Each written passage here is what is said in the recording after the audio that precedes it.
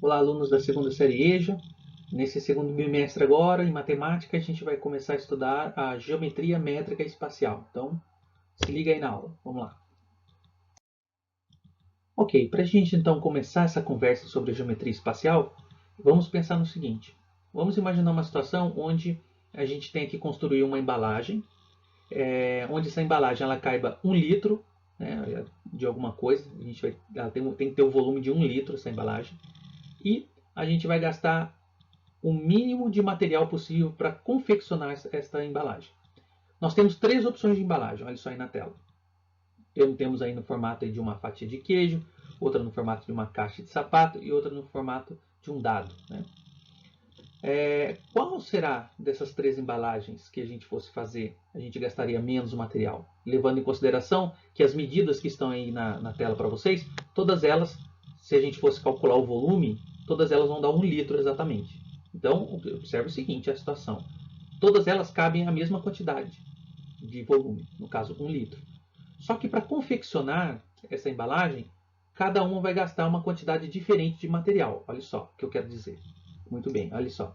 Aqui na primeira figura, nós temos aqui esta parte aqui, né, essa face que é um retângulo. Nós temos aqui essa face da frente e essa face de trás que são triângulos. Nós temos essa face aqui que é a base, que é um outro retângulo, e essa face aqui atrás também que é um outro retângulo. Essa aqui tem esse retângulo aqui, este outro retângulo, este retângulo, este retângulo, a parte de cima da caixa e outro retângulo também que é a parte de baixo da caixa. Nessa figura nós temos uma caixa que seria quadrados, né? Então todas as faces seriam quadradas. Então qual dessas 3 a gente gastaria menos centímetros quadrados de área para poder confeccionar? Então esta é uma das discussões que a gente vai fazer nas nossas aulas de geometria espacial. É lógico que aqui a gente só está fazendo um levantamento de ideias, tá? Então confira aí no próximo slide como que seria o cálculo desta situação, como que a gente faria para descobrir. Fiquem tranquilos, não se atentem à questão do cálculo ainda, né? Eu vou só apenas uma demonstração para vocês.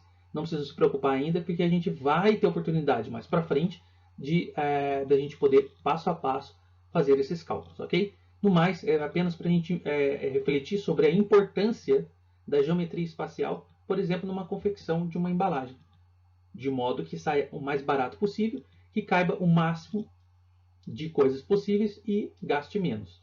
No caso aqui, nós estamos colocando 1 litro, né, para colocar 1 litro, e gastar o mínimo de material possível. Vamos ver então como que fica isso aí. Ok, vou colocar então novamente as embalagens, né? E lembrando que todas elas vão ter um volume de 1 litro, que é a mesma coisa que 1000 centímetros cúbicos. Então vou colocar aí para vocês, olha só.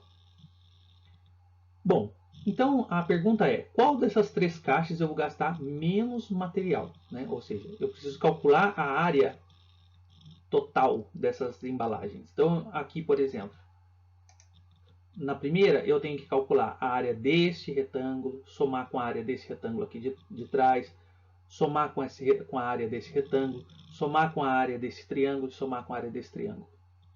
Eu vou ter a área total. Desta embalagem, eu tenho que calcular essa área e somar com essa área aqui, somar com essa de baixo, com essa de cima, com essa de lado, com essa de lado. Observe que eu calculo as áreas das faces e somo, que daí vai dar a área total, que é o tanto de centímetros quadrados de embalagem que eu vou gastar. Eu estou falando de centímetros quadrados porque as minhas medidas estão em centímetros. Se elas estivessem em metros, a área seria em metros quadrados e assim sucessivamente. Aqui nessa outra caixa, em formato de cubo, né, eu vou apresentar aqui depois os nomes para vocês. Aqui, no caso, esse aqui é uma pirâmide, um prisma triangular, né, que no caso ela está tombada, né, para cima. Aqui eu tenho um paralelepípedo e aqui eu tenho um cubo. Bom, falando agora aqui da área total. Então eu pego essa área aqui, como todas as áreas das faces aqui são iguais, né, porque as faces são quadradas e todas elas são iguais, basta então eu multiplicar por 6 a área de cada face, eu vou ter então a área total aqui. Bom, lógico que isso a gente vai estudar passo a passo. A ideia aqui é mostrar para vocês se vocês acertaram ou não, se é a figura 1, figura 2 ou figura 3 que vai ter menor área, ou seja, que eu vou gastar menos material e que todas elas cabem 1 litro. Então, olha só. Na primeira aqui, então, vamos verificar, olha só. A área total aqui, 1186,36 centímetros quadrados. Na figura 2, eu vou ter 700 centímetros quadrados. Então, entre figura 1 e figura 2, a figura 2 vale mais a pena eu confeccionar. Por quê? Porque eu gasto menos material e cabe 1 litro, assim como essa. Então, essa é a ideia. Próximo aqui. Observe então a figura aqui do cubo. Eu vou ter uma área total de 600 centímetros quadrados. Então, dessas 3 embalagens, a figura 3 é a que compensa mais. Então, eu consigo colocar 1 litro aqui, gastando apenas 600 centímetros quadrados de material. Em contrapartida, olha só a figura 1.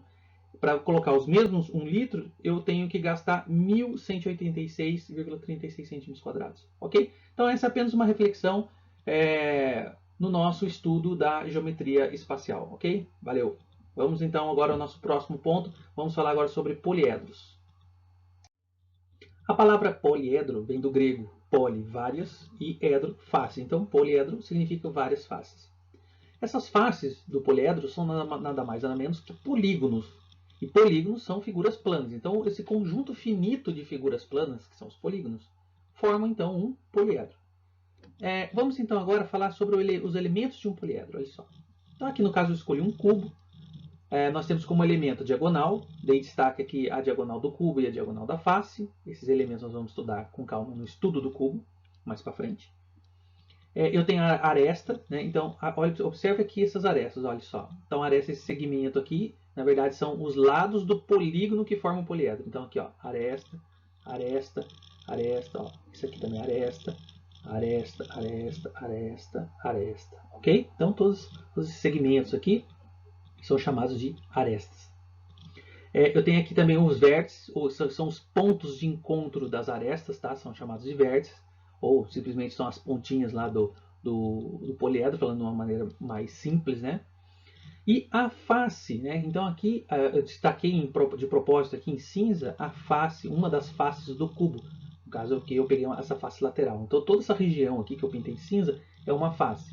Se você for observar, o cubo ele possui 6 faces, né? Só lembrar aí do dado. Né? Então esses são os elementos de um poliedro, por exemplo. Com relação à nomenclatura dos poliedros, ou seja, os nomes que eles recebem. Então, observem na tela. O tetraedro é um poliedro que possui 4 faces. Então, aqui tem uma face aqui, outra aqui, uma triangular lá atrás e uma triangular aqui na base, que é o chão aqui. Então, tetraedro, 4 faces. Hexaedro, 6 faces, no caso aqui o cubo. Octaedro, 8 faces. Dodecaedro, 12 faces. Icosaedro, 20 faces. De curiosidade, eu escolhi esses 5 poliedros de propósito, porque eles são chamados, né, esses 5 em especial, de poliedros platônicos. Então, olha só, a condição para que o poliedro seja platônico. Todas as suas faces têm que possuir o mesmo número de arestas. Como assim? Então, vamos pegar aqui o exemplo cubo. Então, eu escolhi, por exemplo, essa face aqui de cinza. Quantas arestas ela tem? Então, 1, 2, 3, 4. Observe que qualquer face que eu escolher deste cubo, todas essas faces vão ter o mesmo número de arestas, ou seja, 4. Olha só. Vamos pegar, por exemplo, essa face lateral. Então, vou ter 1, 2, 3, 4. Ok? Então, essa é uma das condições, que o número de arestas em qualquer face que você pegue desse poliedro seja igual, seja o mesmo número. A segunda condição é todos os seus vértices são pontos de encontro do mesmo número de arestas. Então, olha só. Você escolhe um vértice qualquer. Por exemplo, eu escolhi esse aqui.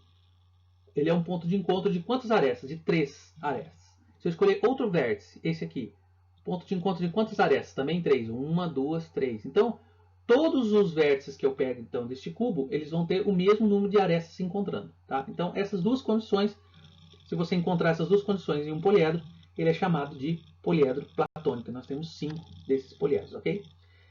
Próximo passo agora, então, a gente vai estudar a relação de Euler. Ok, vamos então falar sobre a relação de Euler. Vamos considerar então o seguinte exemplo, olha só. Euler começou a verificar os poliedros convexos e ele conseguiu estabelecer uma relação entre os vértices, as faces e as arestas desses poliedros. Da seguinte forma, ele observou o seguinte, que se ele somasse o número de faces com o número de vértices, sempre iria dar o número de arestas mais 2 unidades. Por exemplo, aqui neste cubo, 6 mais 8, 14. 14 é igual a 12 mais 2. Então, ele conseguiu estabelecer essa relação desses poliedros convexos, onde se pegar o número de vértices, somar com o número de faces, vai ser sempre igual ao número de arestas mais 2 unidades. Então, olha só. Então, a relação dele ficou a seguinte. Considerando um poliedro convexo, o número de vértices somado com o número de faces será igual ao número de arestas mais 2 unidades. De maneira matemática, então, podemos escrever dessa forma. V mais F igual a A mais 2, onde V é o número de vértices, F é o número de faces e A é o número de arestas, ok? Então, vamos então a algum exemplo aí de aplicação para a gente poder praticar isso aí. Esse exemplo aqui, então, considere um poliedro convexo que possui 5 faces e 12 arestas. Quantos vértices tem esse poliedro? Então, vamos aplicar a relação de, olha, então olha só, o número de vértices mais o número de faces tem que ser igual ao número de arestas mais 2. O que foi dado no nosso exemplo? Foi dado o número de faces e foi dado o número de arestas. Ele quer quantos vértices? Então, olha só, ele quer saber o número de vértices mais faces, então é 5, né? São 5 faces, mais 12 mais 2. Então, V mais 5 igual 12 mais 2, 14.